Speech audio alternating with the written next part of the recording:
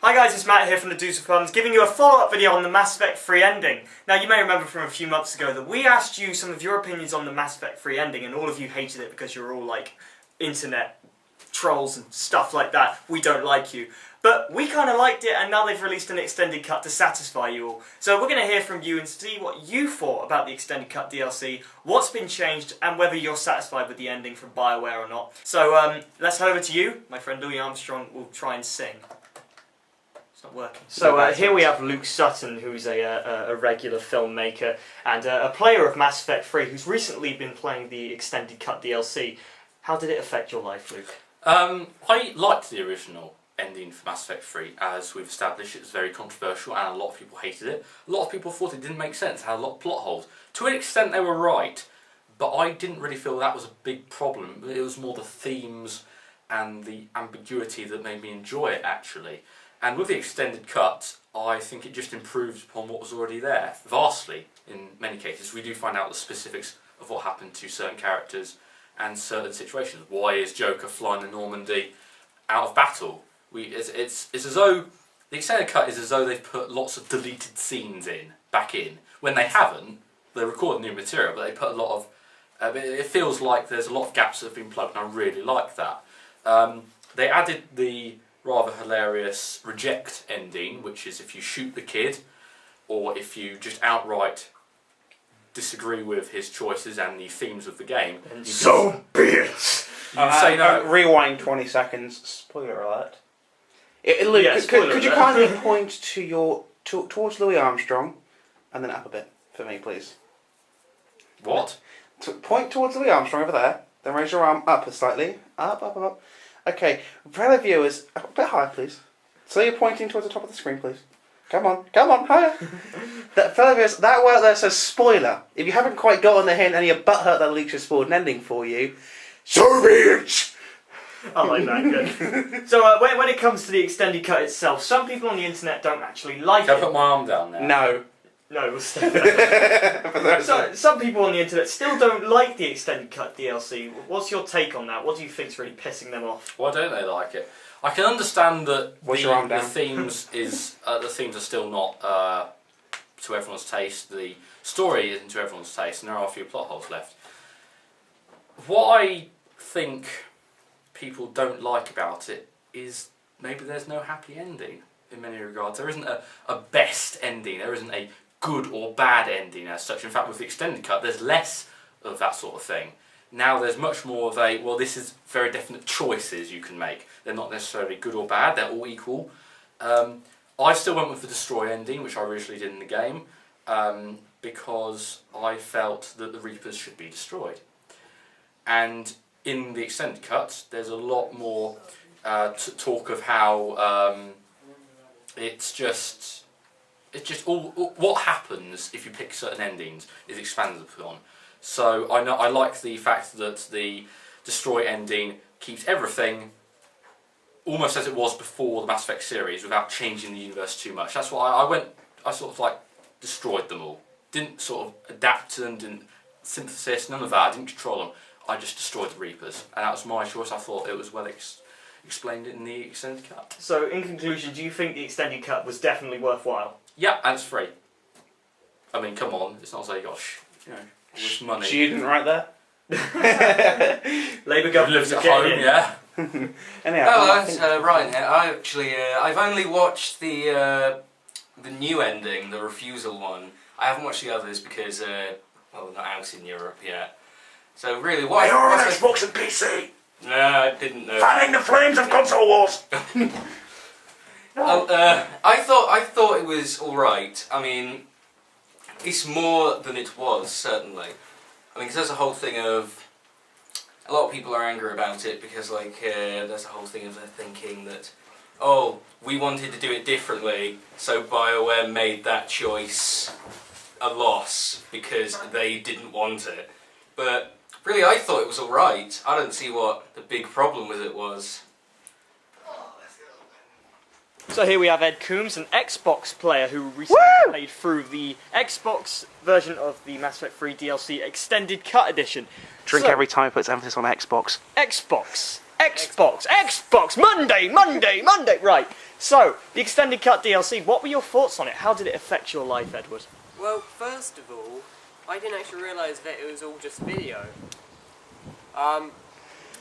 It wasn't until I'd looked up on YouTube that people had already just done videos of just the 4 different endings. Of which, I like the extended cut, and well, I would do, because that would make sense, because I like the original ending. Which brings me on to the point of saying that the people who didn't like the ending to begin with, the extended cut isn't going to do anything. They're still not going to like the ending, and they won't ever. Keep going. We've had a lot of this throughout the video. Me personally, my favourite ending is the Destroy ending. It's just quite satisfying, really. I just like that one. But the only new thing with the extended cut, which is sort of new, which wasn't from before, is the refusal ending, where you get to shoot the child in the face, and so be it. A normal day in America. So, some people aren't exactly liking the extended cut right now. There's been a lot of controversy surrounding it still on the internet. So, what's your opinions on that? Do you think that it's worth making a shitstorm over? Well, to be honest, I wasn't expecting them to change it too much. The whole time I was expecting them to keep it the same, because an extended cut is an extended cut. It's not going to change any of the main plot of what happened. So the people that hated it are just going to hate this as much. And to be honest, we shouldn't really care, or the developers care what they think, because they made their game to how they wanted it. Let them be. Fuck the system. Okay, and finally, do you think the extended cut was worthwhile? To be honest, I wouldn't have minded if there wasn't one, but yeah, it's like a nice touch. I'm glad they brought one out. It's quite good seeing it from a different perspective, especially on the Destroy ending. But yeah. Excellent, thank you very much. So we've heard a lot, Matt, about the Destroy ending, which seems to be popular and in most cases what most people think would be canon, actually, if it came to it. But what ending did you destroy? Well, in my base playthrough of Mass Effect 3, I actually went with the Control ending, where Shepard becomes one with the Reapers by putting that whole thing and then killing himself. But in the extended cut edition, I was actually going to go with the Destroy ending, just because I wanted to see the other perspective in the final big epic conclusion of Commander Shepard. Both endings satisfied me with this cutscene. I actually thought that they were both explained very well. They pretty much gave everyone the explanation they needed, because I know a lot of people didn't actually understand it, because let's face it, you're all thick. I didn't really like some of the philosophies behind it, especially with the whole Star Child is now working for aliens that we don't know about, and therefore given no explanation for, because BioWare couldn't be bothered with religion and stuff. But overall, Fuck you, fanbase. Fuck you. I'm a very aggressive person. But no, I did enjoy the endings for the extended cut. I think they were definitely planned well, and especially the synthesis ending along with that, which one I didn't actually think about when I first went through. I kind of just went to the 2 on the side, mostly because I wasn't actually given the opportunity to go for it. But the synthesis ending I thought was very logical. I actually thought it was actually a very decent ending, and to be honest, I probably would have gone with it if I originally knew about it. Purely because it just seems like natural for what has already been such a, shall we say, futuristic series. It's giving you the atmosphere of it being like everything's changing and everything's kind of weird and sci-fi and stuff. So having everyone indoctrinated by the Reapers and then building a new society based on a new generation of species, yeah, that sounds pretty awesome. But that's exactly the point. They are indoctrinated. Is this the Reapers just playing nice until the next cycle? It's the same for Control ending. In the original indoctrination theory, which still holds a tiny bit of weight, even though deliberately it's been messed with. Do you think that it really matters that the Destroy ending is the only one where they're not indoctrinated, and everything else involves you submitting in a way to the Reapers? I suppose so, yeah, just purely because the Reapers are meant to be a force that no one can reckon with. They were meant to be something that you could not destroy. You were meant to fear them as Commander Shepard throughout the game. I thought that, especially with the intentions of the Reapers, where they were essentially going to destroy the entire cycle so they could restart and then hopefully do everything better this time around, I think that having them all indoctrinated probably would have been kind of the nicest way of doing it, just to say, we're not going to destroy you, we're just going to let you be from now on. It sort of gave them, the villains, somewhat humanity, despite the fact that they are sentient AI beings. So, you know, I thought that without getting everyone destroyed in Earth, or everyone controlled or turned into Reapers or stuff like that, I'd rather let everyone go on, because at least then no characters really die. They just sort of advance and become dicks. Fair enough. Though I've got one question. Come sit down, Adam. Come sit down. Warner Brothers and Suda51, I don't like the ending to Lollipop Chainsaw. Can I please get a free extended cut DLC and bitch remain about it on the internet for months? No. Okay, thanks, bye. The extended cut DLC from BioWare, I think, was a ballsy move by them. I mean, Mass Effect 3 was fantastic the way it was. You guys know that I loved Mass Effect 3. It's probably been one of my favourite games in the past couple of years. And the amount of work they put into it already was tremendous. But the extended cut DLC, they went over their bounds, despite the fact it was free. They went over their bounds to think... Beyond the Call of Duty. Yeah, Doesn't that basically state there a bad lesson for children, that if you stamp your feet and throw your tantrum and scream like a child, you'll eventually get what you want? Definitely, yeah. Which is kind of a very bad message. Yeah. For children who are supposed to be playing this 18 Yeah, I think it's a very, very bad message. I don't know... However, I agree with it because... Hello, I'm just going to come back in here now.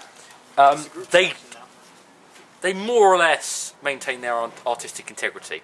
Yeah, they submitted to the fact that the player base wanted some more. At the same, that they're a game. They can have their own story, but they do have to an extent, interact with their player base. The thing is, I can't help but feel that my point from the first version, well, the first round of this, stands very much true. It wasn't the fact that the game ending was bad in any way or shape. It was the fact the series ended. That is honestly all there is to it. I don't think that's the reason people hate it.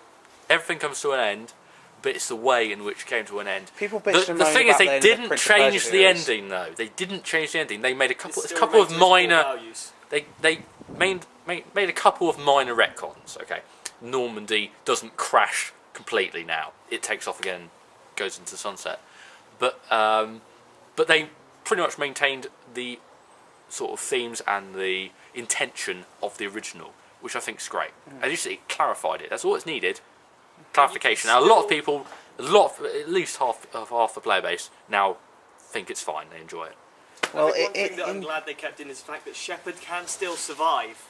In the Destroy ending, The Destroy in many ways, he survives in all endings, though, now, doesn't he? Theoretically, yes. I mean, But he becomes he Shepard the Reaper, or he becomes Shepard the indoctrinated future person thing. but in Spoilers. conclusion, Spoilers.